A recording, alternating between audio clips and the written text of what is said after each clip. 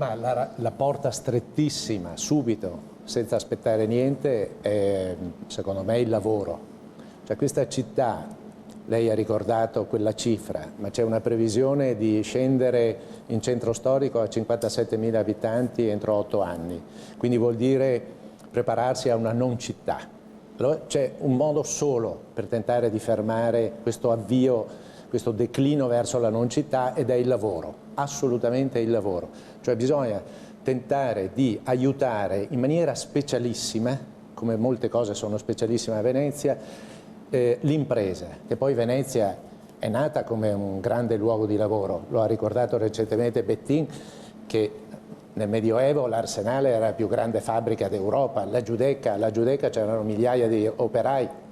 È il passato, ma il futuro è il recupero anche di questa dimensione. Non è che poi Venezia è sempre stata, come dire, così. O riusciamo a risolvere quella roba lì, se no è una non città. Una non città.